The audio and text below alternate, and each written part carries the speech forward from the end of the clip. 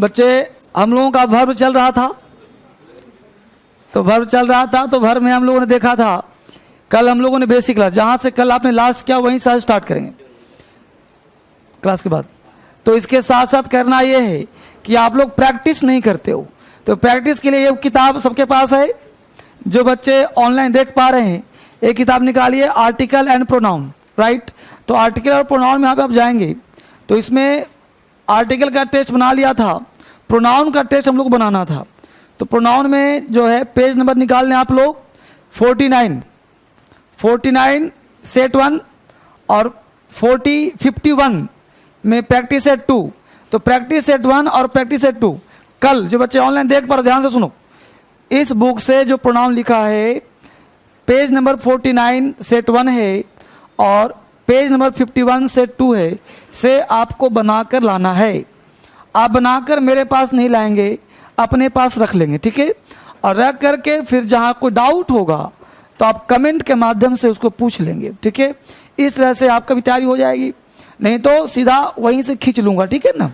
किताब जो है सीधा छीन लिया जाएगा, तो जो बच्चे नहीं पढ़ेंगे उनका किताब छीन लिया जाएगा। और उसके बाद परसों प्री अनाउंस्ड, परसों बनाना आपको सेट नंबर 3, उसके बाद सेट नंबर 4, ठीक है ना। फिर प्रैक्टिस सेट इस तरह का मिल जाएगा, तो हर दिन एक एक सेट बनाना ही बनाना है, क्लियर। और कल से आपको जो एडिटिव का सेट मिल जाएगा। सूचना समाप्त। अब जा निकालिए वोकैबुलरी, वोकैब में निकालिए ट्रिकी वोकैबुलरी। जो बच्चे ऑनलाइन देख पा रहे हैं उनके पास पेज होगा, पीडीएफ डला हुआ, ये किताब तुम लोग पास नहीं पहुंचा होगा अभी, क्योंकि ये किताब अब नया बन के आया है, तो तुम्हारे पास पीडीएफ होगा, है ना।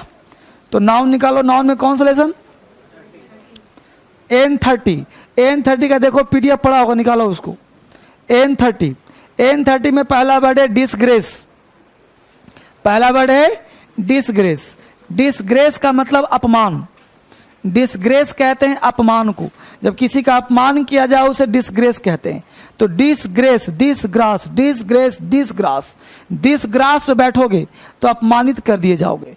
डिसग्रेस, डिसग्रास, डिसग्रास पे बैठोगे तो अपमानित कर दिए जाओगे। डिसग्रेस, अपमान। नेक्स्ट वर्ड है स्ट्राइकिंग। स्ट्राइकिंग का मतलब असाधारण, स्ट्राइकिंग मतलब असाधारण। स्ट्राइकिंग, स्ट्राइक, जब विराट कोहली स्ट्राइक लेता है तो असाधारण खेलता है। स्ट्राइकिंग, स्ट्राइक, तो जब स्ट्राइक लेके खेलता है तो कैसा खेलता है, असाधारण। साधारण नहीं रहता, वो बन जाता है असाधारण। तो स्ट्राइकिंग, स्ट्राइक। नेक्स्ट है विदर। विदर मतलब मुरझाना, विदर मुरझा जाना, तो विदर को लिंक कर लो वेदर। अब मौसम ऐसा है, वेदर ऐसा है कि हर लोग मुरझाए हुए हैं, पेड़ पौधे तक मुरझा गए हैं, तो विदर, वेदर, यानी वेदर की वजह से सब लोग क्या हो गए, मुरझा गए। अवर्ट, अवर्ट का मतलब टालना, अवर्ट का मतलब टाल देना, रोक देना। अवर्ट, वर, अवर्ट आजकल के वर, वर कहते हैं जो शादी करने के लिए तैयार है। अवर्ट, वर, यानी आजकल के जो वर हैं वो शादी को टाल रहे हैं, बोल रहे शादी की जरूरत क्या है, शादी की आवश्यकता क्या है। तो अवर्ट, वर, यानी आजकल के वर शादी को टाल दे रहे हैं, शादी को हटा दे रहे हैं। नेक्स्ट है स्केप्टिसिज्म। स्केप्टिसिज्म कहते हैं संदेह को, स्केप्टिसिज्म कहते हैं डाउट को। तो स्केप्टिसिज्म अस्पेक्ट, अस्पेक्ट लगाने के बाद भी डाउट होता रहता है। स्केप्टिसिज्म अस्पेक्ट, अस्पेक्ट लगाने के बाद भी डाउट होता रहता है। नेक्स्ट है सेसेशन। सेसेशन कहते हैं विराम को, सेसेशन कहते हैं ठहराव को, सेसेशन कहते हैं अंत को। सेसेशन को लिंक कर लो रिसेशन, सिसेशन, रिसेशन। जब रिसेशन आता है तो आर्थिक चीजें रुक जाती हैं। सेसेशन, रिसेशन, रिसेशन कहते हैं आर्थिक मंदी को। जब आर्थिक मंदी आता है तो मार्केट ठहर जाता है, रुक जाता है, विराम हो जाता है, ठहराव हो जाता है। सेवर, सेवर कहते हैं स्वाद को, सेवर को लिंक कर लो घेवर से। सेवर, घेवर, घेवर का स्वाद बड़ा ही टेस्टी होता है, तो सेवर, घेवर। पेस्टर, पेस्टर को लिंक कर लो तंग करना, पेस्टर का हिंदी होता है तंग करना। पेस्टर को लिंक कर लो पोस्टर, पोस्टर लगा करके आदमी एक दूसरे को तंग करते रहता है, नहीं किसी का पोस्टर कैसा लगा दिया क्या भरोसा, तो पेस्टर पोस्टर पोस्ट लगा के परेशान करता रहता है। मिसनॉमर गलत नाम, मिसनॉमर कहते हैं झूठे नाम। मिसनॉमर को लिंक कर लो मिस का नाम, मिसनॉमर मिस का नाम झूठा है, मिस का नाम गलत है, मिस का नाम झूठा है, मिसनॉमर। पैरलेंस, पैरलेंस कहते हैं बोली को, पैरलेंस कहते हैं उच्चारण को, पैरलेंस को लिंक कर लो पैरालाइज। जब किसी व्यक्ति को पैरालाइज मार देता है तो उसका बोली फंसता है, उसका उच्चारण सही से नहीं कर पाता, तो पैरलेंस पैरालाइज, पैरलेंस पैरालाइज। जब पैरालाइज मार देता है, पैरालाइज समझते हो ना, लकवा है ना, तो पैरलेंस पैरालाइज मारने पर बोली उच्चारण ठीक से नहीं हो पाता। बोलो मिलकर, डिसग्रेस अपमान, डिसग्रेस डिसग्रास अपमान, डिसग्रेस डिसग्रास पर बैठने पर अपमान करना, डिसग्रेस अपमान। स्ट्राइकिंग असाधारण, स्ट्राइकिंग स्ट्राइक लेकर असाधारण खेलना। वीदर मुरझाना, वीदर वेदर की वजह से सब मुरझा जाना, वीदर वेदर में सब मुरझाना, वीदर वेदर खराब मुरझा जाना। अवर्ड टालना, अवर्ड रोकना, अवर्ड आजकल के वर्ग शादी को टाल रहा है। स्केप्टिसिज्म संदेहवाद, स्केप्टिसिज्म अविश्वास, स्केप्टिसिज्म एस्पेक्ट लगाने पर भी डाउट होना। सेसेशन अंत, सेसेशन विराम, सेसेशन रिसेशन होने पर अंत होना, सेसेशन रिसेशन होने पर ठहर जाना। सेवर घेवर का स्वाद, सेवर स्वाद, सेवर घेवर स्वाद अच्छा है, सेवर घेवर का स्वाद अच्छा। पेस्टर तंग करना, पेस्टर पोस्टर लगाकर तंग करना, पेस्टर तंग करना। मिसनॉमर मिस का नाम झूठा नाम, मिसनॉमर मिस का नाम गलत नाम, मिसनॉमर झूठा नाम, मिसनॉमर गलत। पैरलेंस बोली, पैरलेंस उच्चारण, पैरलेंस पैरालाइज पर, पैरलेंस पैरालाइज मारने पर गलत उच्चारण, पैरलेंस बोली। पेज पलट दो। बोलो डिसग्रेस का मतलब, disgrace striking, striking wither, wither award, award scepticism, scepticism. Secession, secession sever, sever. Pester, pester. Misnomer, मिसनॉमर।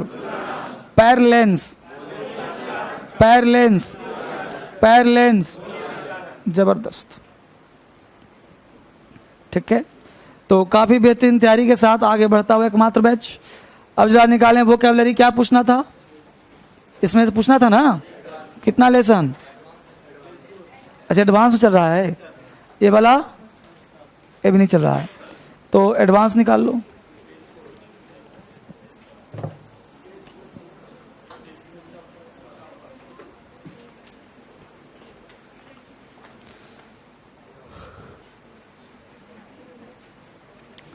Page number 4 first. बोलो बच्चे पहले एक बार। ब्रिसल का मतलब, बहुत बढ़िया। ब्रिसल तो गुस्से से भरना ना। पेज नंबर 4 ना, जैसे ब्रिसल नहीं है। अच्छा ब्रिस्टल पढ़ते हो, इसको ब्रिसल पढ़ते हैं। टी साइलेंट रहेगा। चलो किसको तुम दोनों को याद है, खड़ा हो जाओ, बोलो एक्स्ट्रापोलेट हैं, बोलो डेड्यूस, बोलो इनहेरिटेंस, इसेंट्रिक,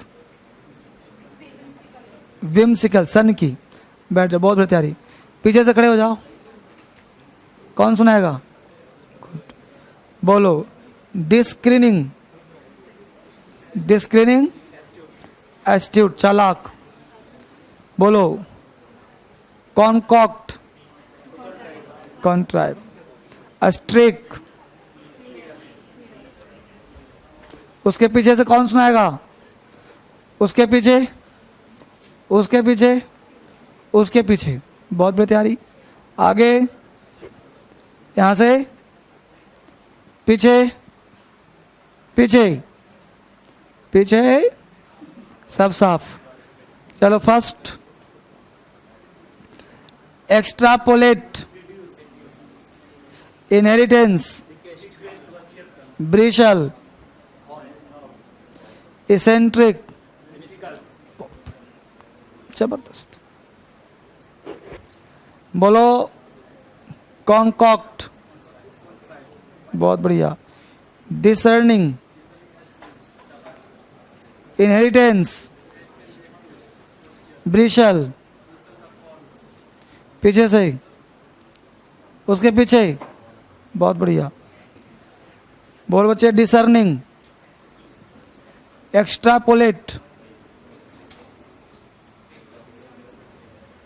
डेड्यूस ना, इसेंट्रिक, सन की होता है, विम्सिकल। बैठ जाओ, खड़ा हो जाओ। इनहेरिटेंस, इनहेरिटेंस हो गया बसियत, पंचानुक्रम। ब्रिशल, गुस्से से भरना, thorn. Confuse, streak, smear. Eccentric, whimsical. बैठो, पीछे से पढ़ा है? गर्ल, कोई नहीं? बहुत बढ़िया। देखो, पढ़ने की जरूरत है नहीं, किताब चला गया तुम्हारे पास, काफी है। जब किताब आ गया तो कभी ना कभी तो पढ़ोगे ही, है कि नहीं? घर में पढ़ा रहेगा, आराम से पढ़ेंगे, कल पढ़ेंगे, 6 महीने बाद पढ़ेंगे। किताब होना चाहिए, है कि नहीं? घर में गाड़ी आ गया, चलाना आए चाहे ना, गाड़ी है कि नहीं? रोज देखो उसको, है कि नहीं? कभी ना कभी चलाना आ ही जाएगा समय से, कोई बात नहीं, मैं सिर्फ कमेंट कर सकता हूं। तो आज एक हम लोगों काफी तूफानी क्लास है जिसका नाम है वर्ब। वर्ब काफी इंपॉर्टेंट क्लास होता है बच्चे, इसमें अच्छे अच्छे बच्चे नहीं समझ पाते कि मामला क्या है। वर्ब पढ़ाना और पढ़ना दोनों अपने आप में हार्ड होता है। तो सबसे पहले वो जानते हैं कि वर्ब है क्या चीज, राइट?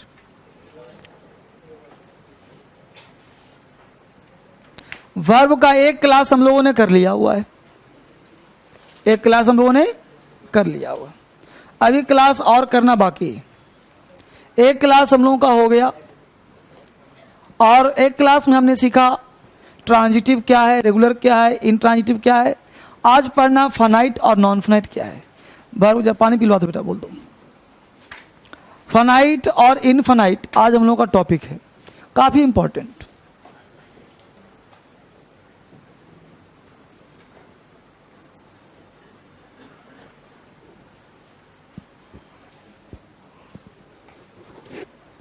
फाइनाइट और इनफाइनाइट बेसिकली हम लोग समझने का प्रयास करते हैं जड़ से कि वर्ब टॉपिक क्या है, ए फाइनाइट इनफाइनाइट क्या है, जानने का प्रयास करते हैं। बेसिकली फाइनाइट और इनफाइनाइट, अभी तक आपने पढ़ा ट्रांजिटिव, इनट्रांजिटिव, रेगुलर और इरेगुलर।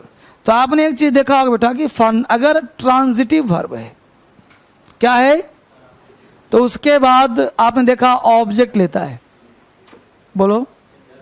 अगर वो इंट्रांजिटिव है तो ऑब्जेक्ट नहीं लेता, ऑब्जेक्ट नहीं लेता ना। अब ध्यान दीजिएगा, आपने कहा कि ही गोज टू मार्केट, और आपने यहां पे कहा राम ईट्स अ मैंगो। यहां पे गोज तुम्हारा इंट्रांजिटिव है और यहां पे इट्स तुम्हारा ट्रांजिटिव है, ये ना कहा।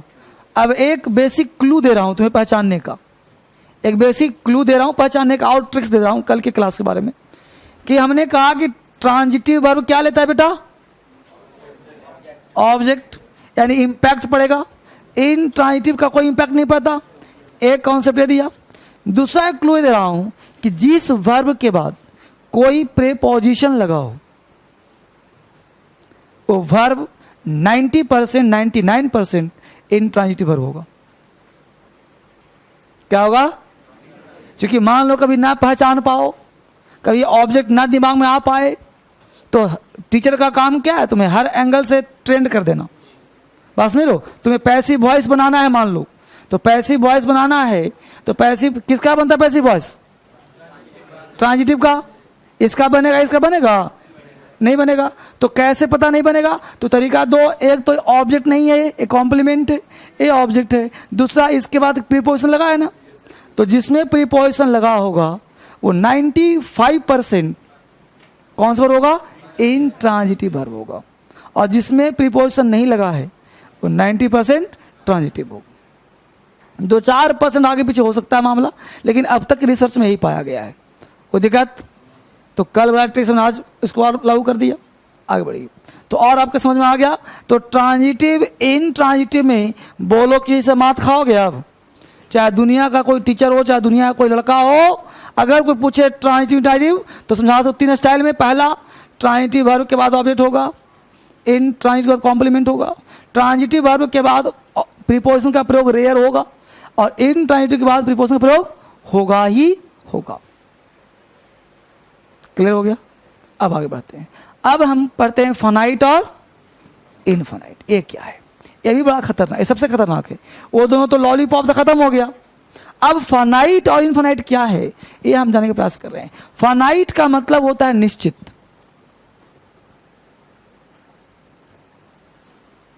तो इनफाइनाइट का मतलब ऑटोमेटिक।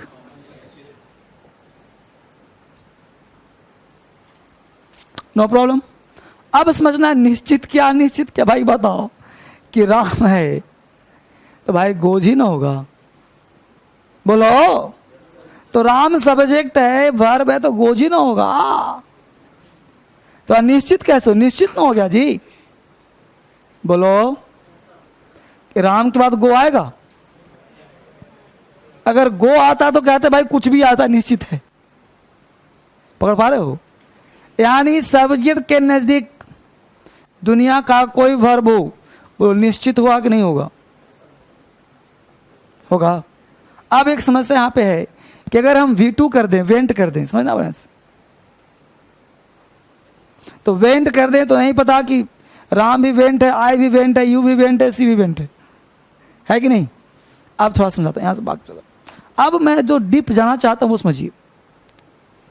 अब दिमाग में क्या डाल दिया। अब फाइनाइट और इनफाइनाइट, निश्चित और अनिश्चित क्या होता है वो समझिए। अंग्रेज इंडिया में आए थे व्यापार करने के लिए, राइट? व्यापार किए। बताओ डचों का आगमन कब हुआ था इंडिया में? डच इंडिया में कब आए थे? तुम लोग GSPS ना पढ़ते हो? 1600। और अंग्रेज कब आए थे?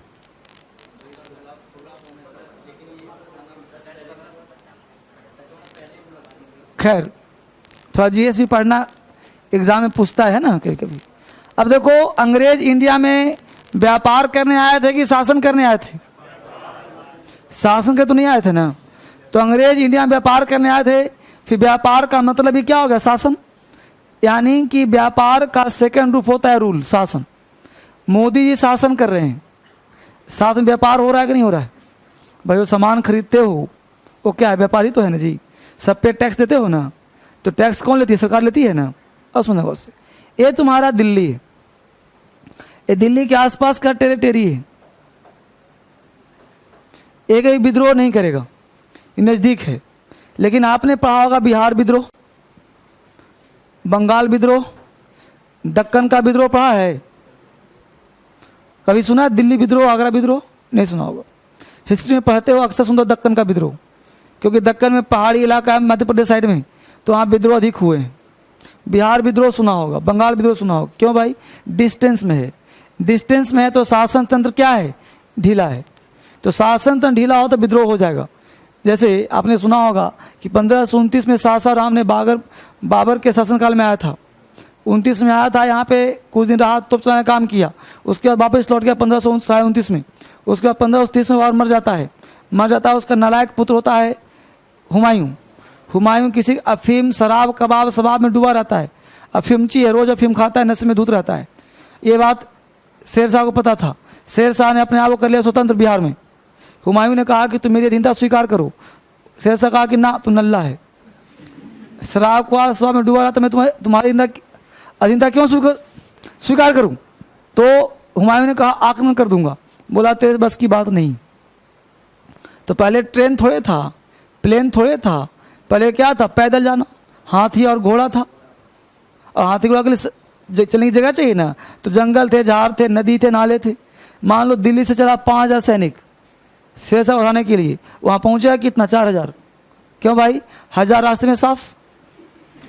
भाई जंगल है, झाड़, किसी को बुखार हुआ, डायरिया हुआ, कॉलरा हुआ, नदी में डूबा, आज जो पानी पी रहे हो उसमें आरओ लगा था? तुम्हारे बगल में कुत्ता पानी पी रहा है, वही पानी तुम पी रहे हो? नहीं जी, इम्यून सिस्टम पहले स्ट्रांग था, आज आरओ के आरओ है ना। ये माउंट कैलाश तो कौन कैलाश तो बिजलरी तो क्या क्या है ना, ये पानी पीते हैं। तो पहले सब कुछ था नहीं। अब सिस्टम ये था कि इसने विद्रोह तो कर दिया, इसको पता था कि कैसे पहुंचेगा। पहले को रोड तो था नहीं, कैसे ही आएगा। अब ये इधर से आया, उधर से आके आगरा, पहले देखो मुगल वंश की स्थापना दिल्ली में नहीं हुई थी, आगरा में हुई थी, है ना। तो आगरा में हुई थी 1526 में। तो यहाँ पे आकर के शासन कर लिया और हुमायूं को 2-4 खींच करके कहा तो भाग यहाँ से, उसको देश निकाला कर दिया। किसको? हुमायूं पता ही है कि उम्र का अयास था, शराब कबाब शबाब में डूबा रहता था वो। अब देखो उसको देश की फिक्र नहीं है। 1539 में देश से निकाला किया, 1540 में ब्याह करके अकबर को ला दिया। 200-400 साल तो पहले किया हुआ था। जब देश से निकाला किया तो उसको चिंता होना चाहिए देश अपने शासन का, तो उसको कोई चिंता नहीं। वो सीधा पहले शादी करने बेचैन है। और फिर अकबर आ गया 1542 में, नहीं, अब 1542 में अकबर आने के बाद फिर 1556 में फिर से मुगल वंश की स्थापना हुई। अब कहानी क्यों सुना वो समझिए। और ये जितने भी आसपास के टेरिटरी थे, ये सारे टेरिटरी नज़दीक थे, इसलिए विद्रोह नहीं हुआ। ये डिस्टेंस में था, पता था कि दूर है, इसको आने में लगेगा 5 महीना, जाने में लगेगा 5 महीना। भाई कोई व्यक्ति बिहार से पैदल आएगा तो कम से कम 1-2 महीना तो आने में लगेगा ना उसको, कम से कम। तो इस तरह से उसको पता था क्या टाइम लगेगा उसको। तो इस तरह से विद्रोह आराम से हो नहीं पाता था। और लोग, शासन तंत्र क्या ढीला था।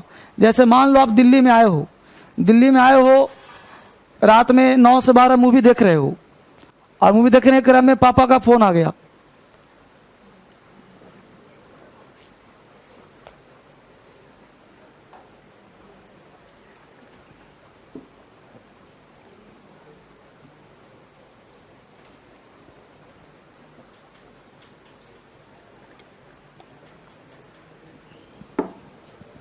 पापा का फोन आ गया। तो पापा पूछते बेटा क्या कर रहा है? बोलते हो फोन रखिए, ग्रुप डिस्कशन कर रहा हूं। तो उनको क्या पता फोन पे क्या हो रहा है। बोलो ठीक है बेटा रखो, पीछे से आवाज तो आ ही रही है। बोलते रखिए जल्दी रखिए, सब छूट रहा है। डिस्टेंस था ना, पापा और आप में क्या है? डिस्टेंस। शासन तंत्र क्या हो गया? ढीला। छोटा भाई घर पे पड़ा हुआ है, सुबह उठता होगा तो 2 झाप, और शाम को लौटता होगा तो 2 झाप। वो तड़प रहा हुआ कि मैं भी बड़ा होकर दिल्ली भागता। शासन टाइट, यानी कोई चीज नजदीक हो तो शासन, और दूर हो तो शासन। अब तुमको भर समझ में आ गया। देखो कैसे समझ में आ गया। यानी कि सब्जेक्ट सेंटेंस का मालिक है, सब्जेक्ट के बाद जो वर्ब है, इसके बाद फिर कोई वर्ब है। अब सब्जेक्ट का दोनों बेटा है, नौकर है। बोलो शासन किस पे करेगा? ये नजदीक वाले पे, और दूर वाले पे शासन होगा, ढीला होगा ना। यानी सब्जेक्ट के पास दुनिया का कोई वर्ब होगा, वो सारे वर्ब निश्चित होंगे। जो दूर होगा वो क्या होंगे, जो नजदीक होगा वो क्या होगा, जो दूर होगा वो कौन सा होगा। दुनिया का कोई वर्ब, डिक्शनरी के सारे वर्ब, बोलो फनाइट हो सकते नहीं हो सकते। अब तुम रट्टा मारोगे कि फनाइट है फनाइट है फनाइट है, बोलो दुनिया के सारे वर्ब क्या है, कब, जब वो सब्जेक्ट के नजदीक होगा। यानी उसके पहचानने के लिए क्या होना चाहिए, उसको पहचानने के उसके बाद क्या होना चाहिए। तो दुनिया का कोई वर्ब जो सब्जेक्ट के नजदीक होगा कौन सा वर्ब होगा। ये तो बेटा हमने व्यवहारिक ज्ञान देके अकबर बिरबल की कहानी सुना के याद करवा दिया, लेकिन हमको चाहिए रूल। कोई व्यक्ति पूछेगा कि बताओ क्या कॉन्सेप्ट है, यानी अगर तुम इसको हलचल मचाओ और इसमें हलचल हो जाए तो बोलो फनाइट होगा। भाई इसको हलचल मचाया, हलचल हो गया मतलब फनाइट है। इसको चेंज किया, इसका टेंस चेंज किया, बदल गया तो फनाइट है। अब जहां पे दूर है नहीं बदला, तुम कुछ भी करो इसमें कोई हलचल इसमें नहीं हुआ, तो इसका नाम क्या, नॉन फनाइट है। यही दो नियम काम करता है, इसी दो रूल को लिख लो ताकि कोई। तो पहला पॉइंट क्या लिखोगे कि ऐसा कोई भी वर्ब, ऐसा कोई भी वर्ब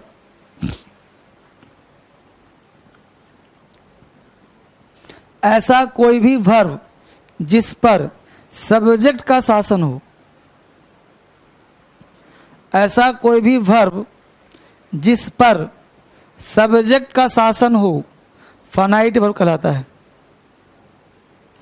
ऐसा कोई भी वर्ब जिस पर सब्जेक्ट का शासन हो, ऐसा कोई भी वर्ब जिस पर सब्जेक्ट का शासन हो फाइनाइट वर्ब कहलाता है।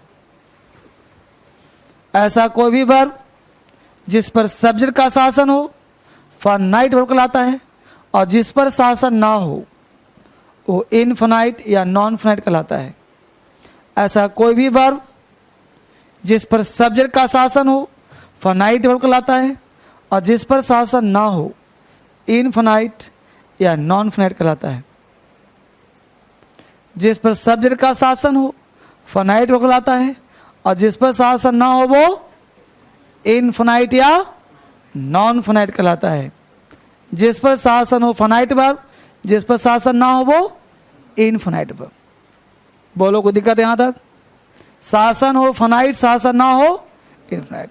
अब लिखिए कॉन्सेप्ट नंबर 1। कॉन्सेप्ट नंबर 1, यदि सेंटेंस के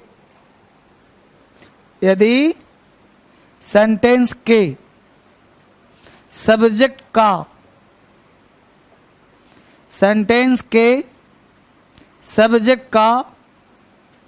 नंबर और पर्सन, यदि सेंटेंस के सब्जेक्ट का नंबर और पर्सन बदलने से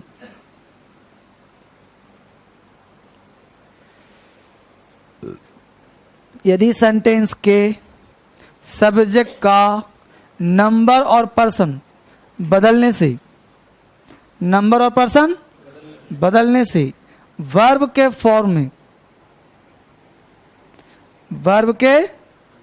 में यदि कि सेंटेंस के सब्जेक्ट का नंबर और पर्सन बदलने से वर्ब के फॉर्म में किसी भी प्रकार का, वर्ब के फॉर्म में किसी भी प्रकार का कोई परिवर्तन होता है, वर्ब के फॉर्म में किसी भी प्रकार का कोई परिवर्तन होता है तो वह वर्ब फाइनाइट वर्ब कहलाता है। यदि किसी सेंटेंस के सब्जेक्ट का नंबर पर्सन बदलने से यदि वर्ब के फॉर्म में कोई परिवर्तन होता है तो वह वर्ब फाइनाइट वर्ब कहलाता है। वह वर्ब फाइनाइट वर्ब कहलाता है।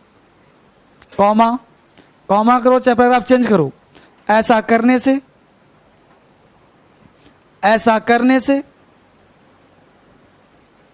यदि वर्ब के फॉर्म में, ऐसा करने से यदि वर्ब के फॉर्म में कोई परिवर्तन ना हो, ऐसा करने से, यदि वर्ब के फॉर्म में कोई परिवर्तन ना हो, ऐसा करने से, यदि वर्ब के फॉर्म में कोई परिवर्तन ना हो तो वह वर्ब नॉन फाइनाइट वर्ब कहलाता है। ऐसा करने से, यदि वर्ब के फॉर्म में कोई परिवर्तन ना हो तो वह वर्ब नॉन फाइनाइट वर्ब कहलाता है। तो वह वर्ब नॉन फाइनाइट वर्ब कहलाता है। ये वह पहला कॉन्सेप्ट। हमने कहा बेटा कि नंबर पर्सन चेंज करो, बदल गया तो, बदल गया तो, ना बदला तो तुम्हें पता है बदलेगा कौन? ये तो बदलेगा नहीं, ये तो बदल ही जाएगा। तो बदलेगा तो फाइनाइट, ना बदला तो। दूसरा पॉइंट, यदि किसी सेंटेंस के, लिखो जो बच्चे ऑनलाइन देख पा रहे लिखो फटाफट। यदि किसी सेंटेंस के, यदि किसी सेंटेंस के टेंस को बदलने से, यदि किसी सेंटेंस के टेंस को बदलने से, यदि किसी सेंटेंस के टेंस को बदलने से वर्ब के फॉर्म में, यदि किसी सेंटेंस के टेंस बदलने से वर्ब के फॉर्म में किसी भी प्रकार का कोई परिवर्तन होता है, यदि किसी सेंटेंस के टेंस को बदलने से वर्ब के फॉर्म में किसी भी प्रकार का कोई परिवर्तन होता है तो वह वर्ब फाइनाइट वर्ब कहलाता है। यदि किसी सेंटेंस के टेंस को बदलने से वर्ब के फॉर्म में किसी भी प्रकार का कोई परिवर्तन होता है तो वह वर्ब फाइनाइट वर्ब कहलाता है। यदि किसी सेंटेंस के टेंस को बदलने से वर्ब के फॉर्म में किसी भी प्रकार का कोई परिवर्तन होता है तो वह वर्ब फाइनाइट वर्ब कहलाता है। पैराग्राफ चेंज करो। ऐसा करने से, ऐसा करने से, ऐसा करने से, यदि वर्ब के फॉर्म में, ऐसा करने से, यदि वर्ब के फॉर्म में कोई परिवर्तन ना हो, ऐसा करने से, यदि वर्ब के फॉर्म में कोई परिवर्तन ना हो, ऐसा करने से, यदि वर्ब के फॉर्म में कोई परिवर्तन ना हो तो वह वर्ब इनफिनाइट वर्ब कहलाता है।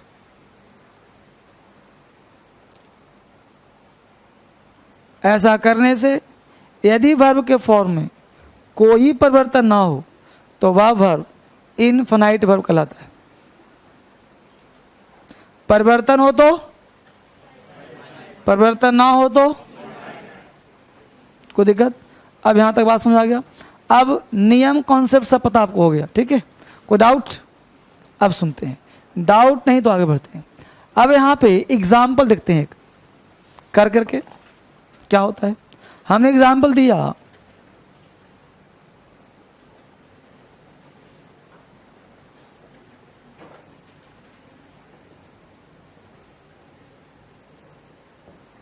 he goes to market to buy some books, he goes to market to buy some books। बोलो ही क्या है बच्चे? गोज क्या है? मार्केट ऑब्जेक्ट, बाय बोलो क्या है? वर्ब, अदर वर्ड हो गया। कोई दिक्कत? अब जानते, अब हमने पहला रूल दिया कि पहले पहचानना सीख रहे हैं ना हम लोग, फाइनाइट है कि नहीं, क्या है। तो सब्जेक्ट का नंबर पर्सन चेंज कर दो।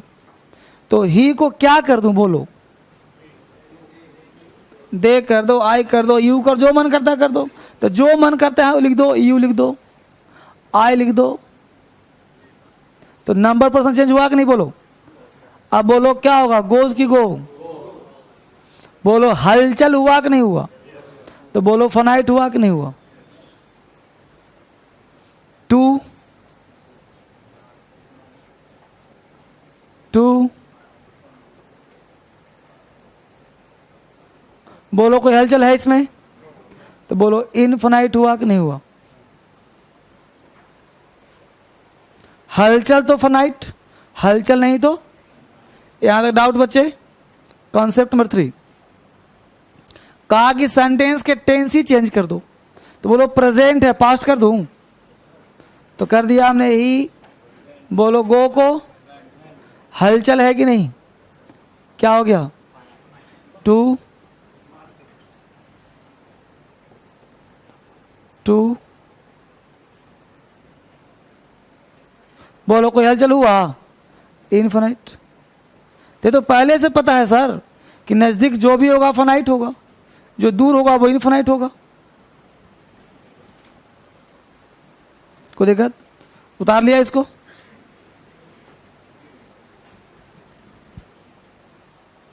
ही goes to market to buy some books. वहां पे आपने पर्सन चेंज किया, यहां पे चेंज किया नंबर पर्सन, यहां पे चेंज किया टेंस, और दोनों में हलचल दिख रहा है। दिख रहा है तो फाइनाइट, ना दिया तो इनफिनाइट।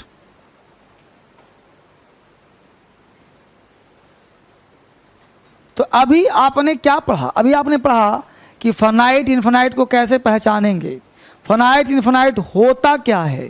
तो दो बात समझ में आ गया कि फाइनाइट के मतलब चेंज हो जाए, नॉन फाइनाइट चेंज नहीं होता। अब जरा सुनो गौर से, एक पिता के 2 पुत्र, एक ओसामा एक ओबामा, एक लायक दूसरा नालायक।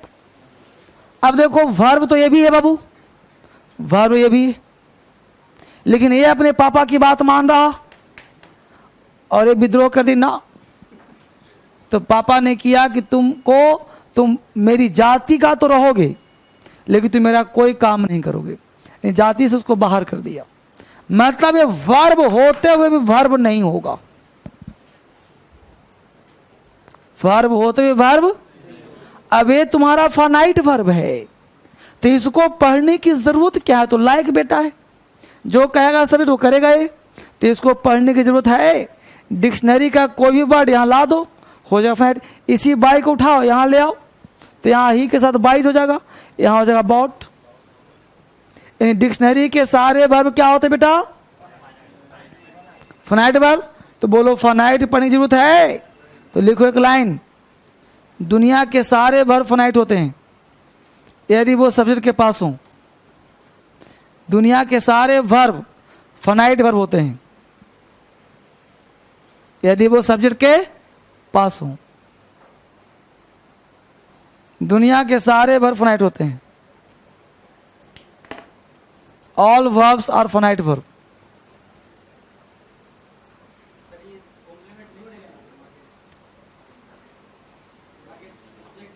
हाँ कॉम्प्लीमेंट है, कॉम्प्लीमेंट है बाबू। गो जहां आ गया कॉम्प्लीमेंट है। ओहो, ऑब्जेक्ट नहीं अदर वर्ड लिखता हूं। देखो ध्यान दो, क्या पढ़ते हैं हम लोग, जब भी कोई प्रीपोजिशन आता है तो इस प्रीपोजिशन का ये हो गया ऑब्जेक्ट, लेकिन रियल में क्या है, इस वर्ब का क्या है? कॉम्प्लीमेंट। इसलिए सीधा बोलो अदर वर्ड बोलो, है ना। बोलो यहां तो कोई दिक्कत? तो हमने कहा दुनिया के सारे वर्ब क्या होते हैं, तो हम लोगों को पढ़ने की जरूरत क्या है बाबू? बोलो नॉन फाइनाइट ना, इनफिनाइट ना। तो हेडिंग बनाओ non finite form of the verb. Infinite को नॉन फाइनाइट कह सकते हैं ना, एक ही बात ना है। तो लिखो non finite form of the verb. Non finite heading डलेगा non finite form of the verb. लिखो there are 3 members, write down, there are 3 members in the family of non-finite form of the verb. There are 3 members. There are 3 मतलब 3. There are 3 members in the family of. There are 3 members in the family of non-finite form of the verb. There are 3 members in the family of non-finite form of the verb. 3 members है। पहला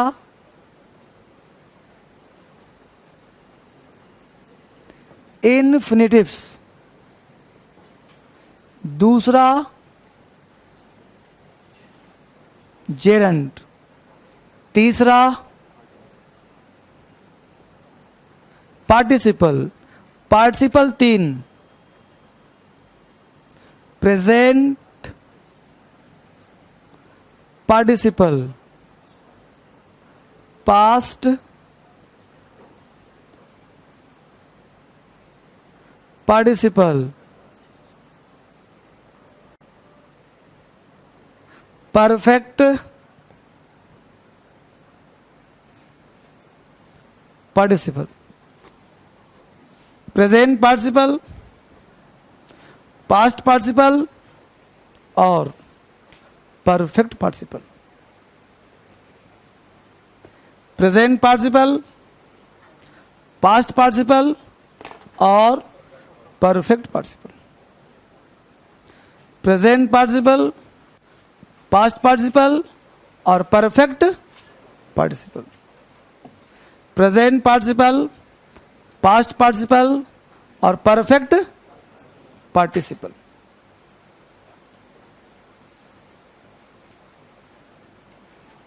present participle, past participle और perfect participle.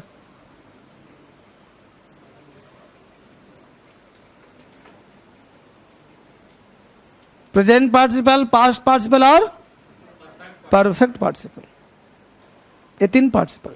अब ये तीन तरह की चीज मिल गया। अब हमको जाना है ये सारे वर्ब नहीं है, ये फनाइट और ये नहीं है, नॉन फनाइट है, मतलब ये वर्ब नहीं है। तो इसका थोड़ा चेहरा देखना पड़ेगा, दिखता कैसा है ये, है ना भाई, अलग हैं, जाति से हट गए हैं, तो इनका पहचानिए कैसा है।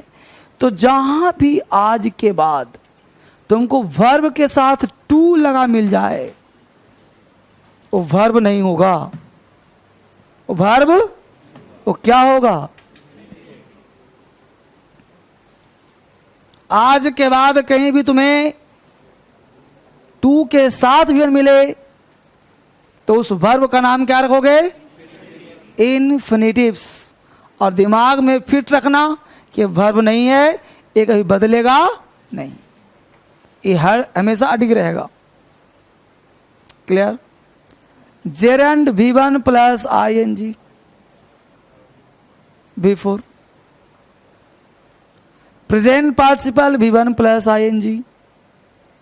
ये पहचान है इसका, अलग करने का नेचर कि भाई अलग दिख रहा है। Past participle V3, perfect participle having plus V3। तो ये हो गया बच्चे उसका पहचान। इसके थ्रू आप पहचान लोगे कौन किस नेचर का है, इसके थ्रू आप पहचान लोगे कौन किस नेचर का है। इन्फिनिटिव आज के बाद कोई पूछे तो क्या बोलोगे? 2 प्लस। जेरेंड पूछे तो, प्रेजेंट पार्टिसिपल पूछे तो, पास्ट पार्टिसिपल, परफेक्ट पार्टिसिपल। पहचान क्लियर है? यहां तक किसी को डाउट? बोलो बोलो। तो सबको अलग अलग पहचान लोगे ना? बोलो। अब तुम्हारे अंदर एक डाउट होना चाहिए था, लेकिन डाउट नहीं हुआ, तो हमने कहा क्वेश्चन पूछो। ये क्वेश्चन ऑनलाइन वाला पूछ रहा है, लेकिन तुम लोग सामने बैठ के नहीं पूछ रहे हो। मुझे एहसास हो गया ना वो पूछ रहा है, कैमरा हिल रहा है।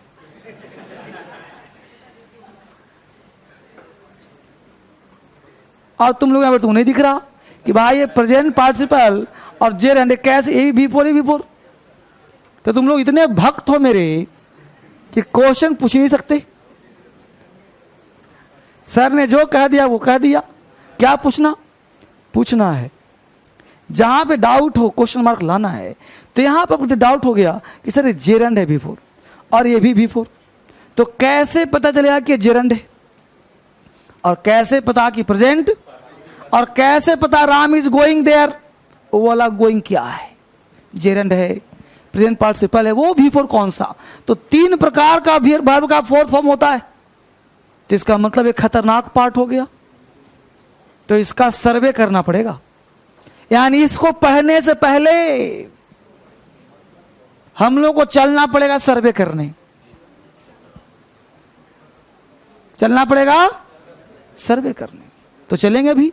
दूसरा देखते हैं पास्ट पार्टिसिपल, यही भीतरी है और एक भीतरी राम हैज गॉन, वहां भीतरी होता है।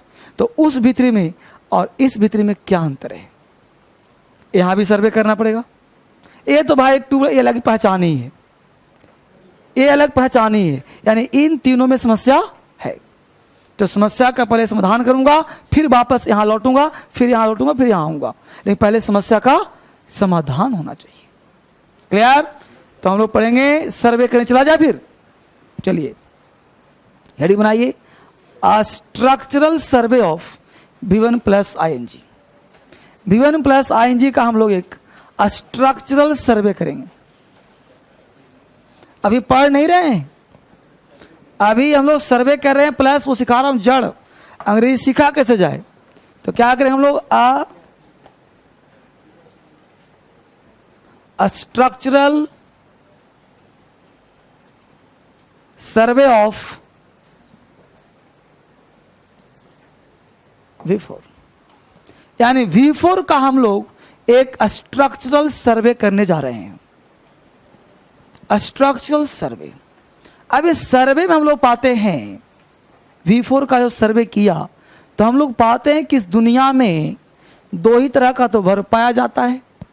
एक वर्ब का नाम फाइनाइट वर्ब और एक वर्ब का नाम इनफिनाइट वर्ब। अब फाइनाइट वर्ब में V4 होता है, इनफिनाइट में दो वर्ब है,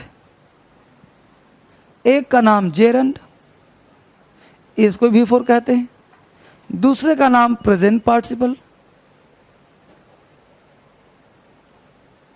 इसको V4 कहते हैं। यही ना तीन V4 होता है बाबू, जिस चीज खतरा पैदा करे उसका इन्स एंड आउट निकाल लो, दर खत्म। अब बताओ कि V4 यही ना तीन है, एक फाइनाइट में हो सकता है V4 जो चेंज हो जाएगा, कैसे भाई? हमने कहा कि Ram is walking in the garden, Ram is walking in the garden. अब मुझे बताओ कि Ram is walking in the garden, बोलो वॉकिंग वर्ब का फोर्थ फॉर्म है, इसका टेंस बदलो तो जरा, राम इज वॉकिंग का प्रेजेंट टेंस करो, क्या हो जाएगा? राम वॉक्स। पास्ट टेंस करो, Ram walked. Ram has walked, यानी बोलो वॉकिंग में चेंज हुआ कि नहीं हुआ? तो इसका मतलब कि फाइनाइट है कि नहीं है? तो फाइनाइट है, लेकिन V4 तो है कि नहीं है? लेकिन यहां पे वर्ब, और ऐसे भी टेक्निक नंबर नेक्स्ट सीख लो, दुनिया का कोई सेंटेंस जिसमें एक ही मेन वर्ब हो, जिसमें वो वर्ब कौन सा होगा?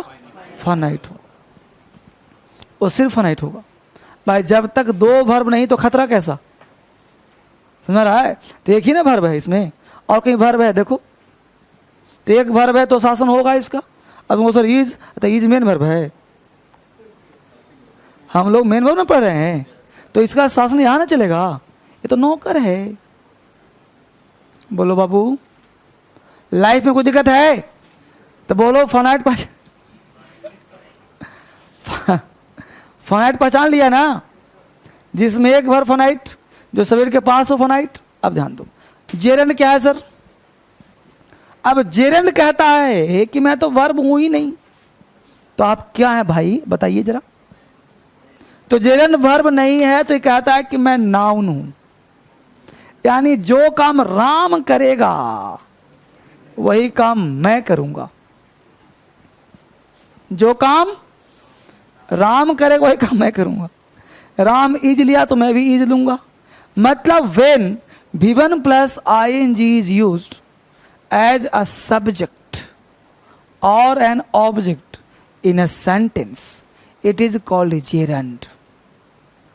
एक लाइन में कहें कि when V1 plus ING is used as a noun, लिख लो, when V1 plus ING is used, when V1 plus ING is used as a subject और an object in a sentence. Bracket में कर देना noun. When V1 plus ing is used as a noun, V1 plus ing is used as a noun, as a, bracket में कर दो, brackets में डालो subject oblique object, brackets में डाल दो subject oblique object. V1 plus ing is used as a subject और an object, यानी एज अ नाउन, ब्रैकेट में क्या कर दिया, सब्जेक्ट और object. It is called gerund, it is called gerund, उसे ही जेरेंट कहते हैं, इट इज कॉल्ड जेरेंट, उसे क्या कहते हैं बाबू, जेरेंट। अब कोई हिलावेगा, हिलोगे नहीं ना, अभी जेरेंट नहीं पढ़ा रहा, अभी हम लोग सर्वे कर रहे हैं। क्या कर रहे हैं, अब बोलो जेरेंट क्या हुआ, एज अ सब्जेक्ट और ऑब्जेक्ट। एग्जाम्पल सर देखो, यहां वॉकिंग है ना, अब उठा लिया वॉकिंग, अब बोलो वॉकिंग बना दिया सब्जेक्ट, तो इज लेगा ना, तो walking is subject plus verb हुआ नहीं, वो walking is good,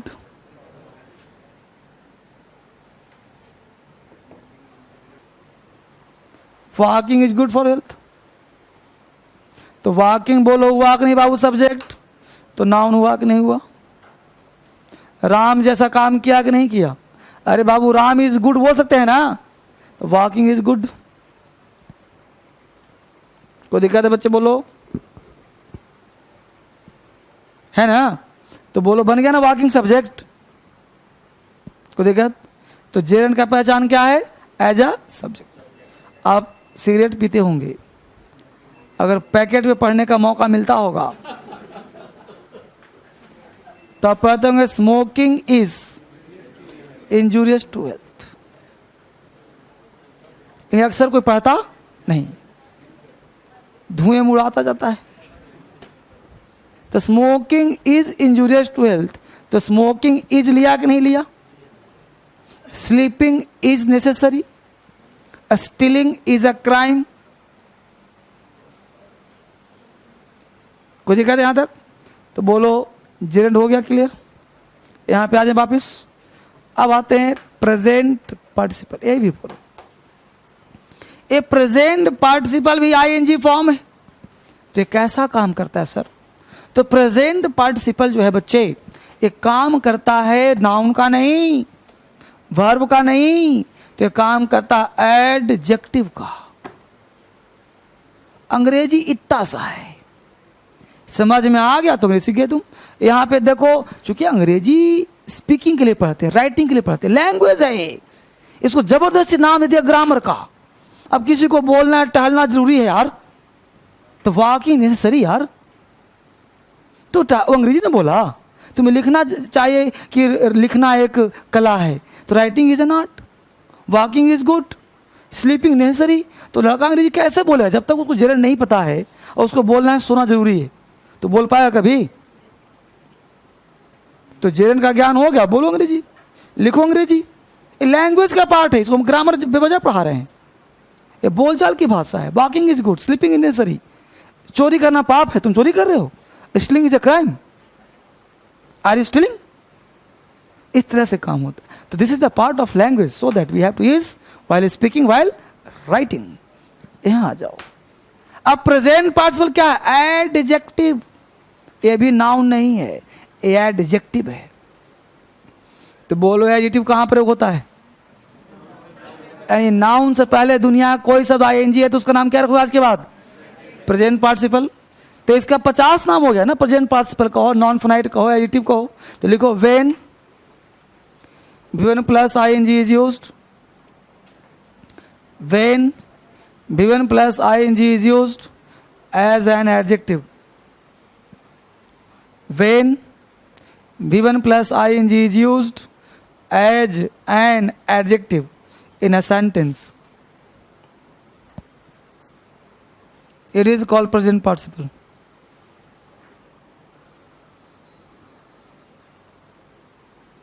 V1 plus ing is used as an adjective in a sentence, it is called present participle, उसे ही कहते हैं बेटा प्रेजेंट पार्टिसिपल। क्लियर? अब कैसे सर, एग्जाम्पल क्या होगा देखते हैं बोर्ड पे। हमने कहा आई सॉ, बोलो आई क्या है तुम्हारा? सॉ कौन सा वर्ब हुआ? Finite verb. सब्जेक्ट के पास कौन सा वर्ब होता है? तो एक वर्ब तो आ गया कि नहीं आ गया? तो I saw a dot dot boy in the hall. I saw a boy in the hall. अब देखो आई सॉ बॉय, देखो बॉय है,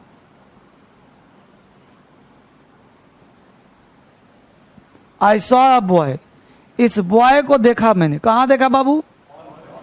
अब यहां पे बॉय बोलो नाउन है कि नहीं? यहां पे कोई भी शब्द लगाऊंगा, बोलो वो एडजेक्टिव होगा कि नहीं होगा? अब जैसे तुमको आजमाना, मान लो अभी आईएनजी छोड़ दे रहा हूं। हमने कहा आई सॉ फैट बॉय, लड़का कैसा है? मोटा लड़का। I saw thin boy, I saw lame boy, I saw good boy, I saw black boy, I saw handsome boy, ऐसा जो बॉय बोल दो, बोलो सब हो ना एडजेक्टिव। तो हमने कह दिया I saw a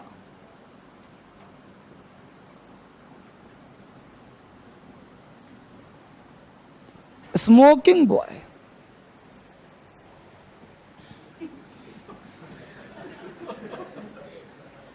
I saw लड़का क्या कर छल्ले उड़ा रहा है। I saw smoking boy, cigarette पीता वो लड़का देखा हॉल में। तो बोलो स्मोकिंग वर्ड नाउन से पहले है कि नहीं? तो बोलो इसका नाम प्रेजेंट पार्टिसिपल हुआ कि नहीं? अच्छे अच्छे को नहीं समझ में आता कि प्रेजेंट पार्टिसिपल क्या होता है, रट्टा मारेगा। और तुम कॉन्सेप्ट मत पढ़ रहे हो, तो बोलो प्रेजेंट पार्टिसिपल है क्योंकि नाउन से पहले। बोलो एडजेक्टिव है, बोलो नॉन फाइनाइट वर्ब है, तो नॉन फाइनाइट भी हो गया, इसका नाम रखो। इसका नाम रखो प्रेजेंट पार्टिसिपल, इसका नाम रखो तुम आईएनजी फॉर्म, इसका नाम रखो तुम एडजेक्टिव, है ना? जो कहो सब सकते, कोई काट देगा। लॉजिकल इंग्लिश पढ़ना है, रटना नहीं, ग्रामर नहीं पढ़ना। ग्रामर की तरफ पढ़े जा रहे हो, रट्टा मन है, कॉन्सेप्ट है। तो प्रेजेंट पार्टिसिपल जेरेंड में क्या अंतर हुआ? क्लियर? जेरेंड है नाउन और ये है एडजेक्टिव। क्लियर? अब सर इसका सेंस क्या निकलेगा? तो इसका सेंस चूंकि आईएनजी फॉर्म है तो इसका सेंस कॉन्टिन्यूअस का निकलेगा। कैसे? जैसे फिनिश्ड एक्शन नहीं होगा, नॉन फिनिश्ड एक्शन। तो एक लाइन चाहो तो लिख लो कि it shows an unfinished action. It shows an unfinished action. It shows, यह दिखाता है, एन अनफिनिश्ड एक्शन, यह दिखाता है किस एक्शन को? अनफिनिश्ड एक्शन, यानी उस एक्शन को दिखाता है जो समाप्त नहीं हुआ है। It shows an unfinished action. Clear? अब सब कैसे पहचानेंगे? तो बोलो इसका हिंदी हुआ कि मैंने देखा सिगरेट पीता हुआ लड़का हॉल में। कोई पूछता है तो क्या कहते हो? अरे मैं उसे जाते हुए देखा था। जाते हुए देखा था, तो जाते हुए देखा तो एक्शन जारी था ना। मैंने उसे सोता हुआ पकड़ा, खाते हुए देखा, रोते हुए देखा, सिगरेट पीते हुए देखा, देखा, पकड़ा, सुना, गाते हुए सुना, चोरी करते हुए पकड़ा, है ना? तो समझ में आया बात? तो जो भी वर्ड है पकड़ा, सुना, देखा, ये एक्शन कैसे है? अनफिनिश्ड। कोई दिक्कत बच्चे लाइफ में? बोलो। तो जेरेंड और पार्टिसिपल में अंतर क्लियर हुआ। और सर्वे नंबर 2 V3 का मिटाओ इसको। एक ही देखो, बड़े प्यार से पढ़ा रहा हूं और एक कॉन्सेप्ट नहीं समझ में आया तो जीवन भर भी हाथ मलते रहो, है ना? I am giving you proper time. इससे बढ़िया पूरे भारत में अंग्रेजी मिले तो मुझे बताना, जितना प्रेम से पढ़ाया जा रहा है, अगर इससे बेहतरीन तुमको कहीं लगे तो मुझे बताना, है कहीं? यहाँ आ जाओ। V3 जब यहां नहीं बच्चा समझेगा तो उसे कौन सिखा सकता है? इतना तोड़ करके, इतना तरीके से सिखाया जा रहा है कि चीज। अब structure survey of V3, dictionary कहता है, किताब कहता है कि V3 को हम बोलते हैं पास्ट पार्टिसिपल। गलत, काटो उसको। V3 अलग चीज है, एक फाइनाइट है और एक इनफाइनाइट है। इनफाइनाइट में इसका नाम है पास्ट पार्टिसिपल, यहां पे इसको V3 कहते हैं। अब फाइनाइट V3 कहते हैं, यहां V3 है। लोग डिक्शनरी किताब कह देगा कि सारा वर्ब पास्ट पार्टिसिपल है, नहीं, सारा वर्ब पास्ट पार्टिसिपल हो सकता है, लेकिन उसका रोल अलग अलग है। V3 कब होगा और पास्ट पार्टिसिपल कब होगा, ये जानना जरूरी है। तो V3 तो जो फाइनाइट है, कॉमन सी बात है। जैसे हमने कहा कि Ram has written a letter. अब मुझे बताओ कि राम सब्जेक्ट है तो रिटेन बोलो, वर्ब का थर्ड फॉर्म हुआ कि नहीं हुआ? फाइनाइट है कि नहीं है? क्यों भाई? एक ही वर्ब है, ये तो नौकर है। तुम टेंस चेंज करो ना, राम राइट्स अ लेटर, और जो नॉन फाइनाइट हो तो चेंज होता है? नहीं होता। अब ये नॉन फाइनाइट है, इनफाइनाइट है, पास्ट पार्टिसिपल, तो ये काम क्या करेगा सर? तो जब V3 का प्रयोग नाउन से पहले किया जाए तो वो नाउन से पहले कौन रहता है? इसका मतलब जब V3 क्या बन जाए? एड। तो लिखो, when V3 is used as an adjective in a sentence, when V3 is used as an adjective in a sentence, it is called past participle. When V3 is used as an adjective in a sentence, it is called past participle. जब V3 का प्रयोग adjective के जैसा किया जाए तो उसे कहते हैं हम पास्ट पार्टिसिपल। जब V3 का प्रयोग एडजेक्टिव के जैसा किया जाए तो उसे कहते हैं हम पास्ट पार्टिसिपल। बोलो बच्चे, कोई डाउट यहाँ तक? तो पास्ट पार्टिसिपल समझ में आ गए? बोलो।